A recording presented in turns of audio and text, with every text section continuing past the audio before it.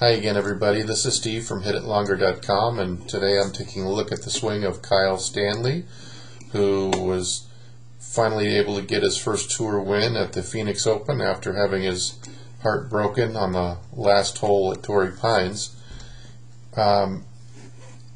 People have been asking me to do an analysis on this swing because it looks so good in full speed, so powerful, and that is true. He does create a lot of club head speed for a slender guy of about 165 pounds. His average club head speed is around 117 or so this year, but he does have peak club head speeds of 125 and a peak ball speed of 185, which ranks him in the top 3 or 4 fastest on tour. So he has another gear when he wants it. Let's see why. Take him to the top here. You can see he's a little bit laid off. So the club is pointing just a little bit to the left of the foot line. And he's a little bit flatter than the Mike Austin plane, where you see his arm is almost resting on his shoulder line. Now what you're going to see here in the downswing is very interesting. You're going to see the club starting to lay off a bit more, but he's really going to spin around to the left quite hard as he's staying a little bit on the level side at first. But you can see how far open the hips are here. The heel already coming up. The hips being this open, this is definitely very much opposite a Mike Austin principle. This would lead to what Mike used to call down and across. So let's see if Stanley doesn't come down and across. Certainly he comes and hits down on this ball. Watching this video, I'm going to estimate that his angle of attack on the driver is around 2 degrees down. You can see there, the giveaway to me is that low tee. You just don't see players who hit it on the up strike use a low tee. Players who tend to hit the ball on the down strike tend to tee the ball up low. The bottom of his arc is right about here after the ball's already gone, and now the club starts to ascend in this area right here. So right here, when he's coming right there, he is not quite leveled out yet. His club is skimming across the ground even lower, a couple inches past impact as it levels out. You can see at impact how far around to the left his hips are, and you'll see how flat his shoulders are going to turn through relative to a Mike Austin swing. He has quite a noticeable amount of extension in the spine and extension in the hips. So his hips are thrust quite far forward, which definitely aids him in hitting the ball longer.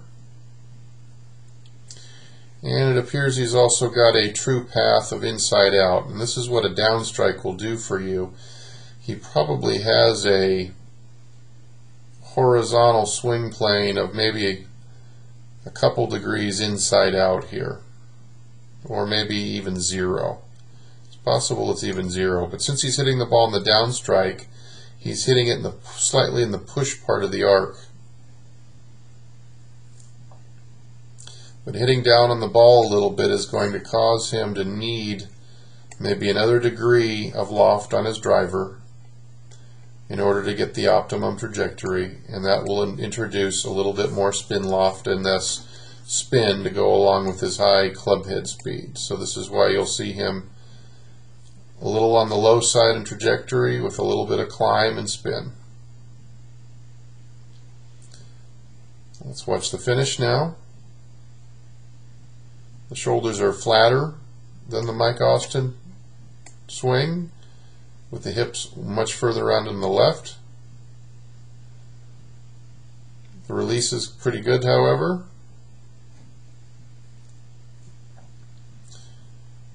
So he makes a pretty decent release. It just has to be later than a Mike Austin swing in order to keep from duck hooking this ball. So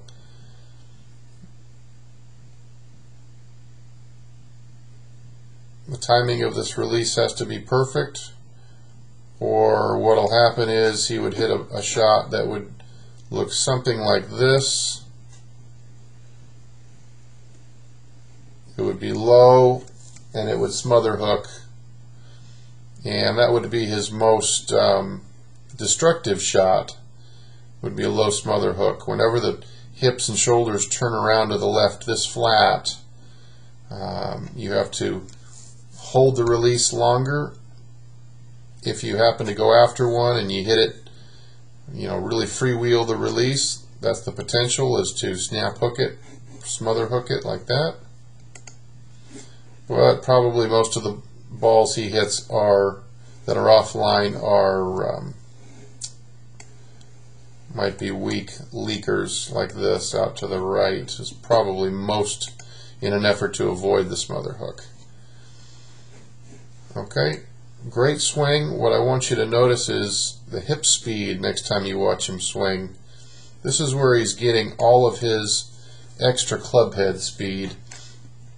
You can also see another thing he's got to jump on over a lot of other guys on tour is his arm is in a throwing position better than most. You can see the upper arm is separated away from the chest, and you can see that his right wrist is pinned back at a good angle while his left wrist is fairly flat, so his wrists are very loaded up into a throwing position. Between that and very fast hips, you're still going to net out a very fast club head speed. Probably on a hard swing he gets low 120s, peaking out at 125 as his highest swing on tour this year. But he would hit the ball about 15 or 20 yards farther on average with an optimal angle of attack, optimal horizontal swing plane, and that would result in a lower lofted club being driven, launched higher with less backspin.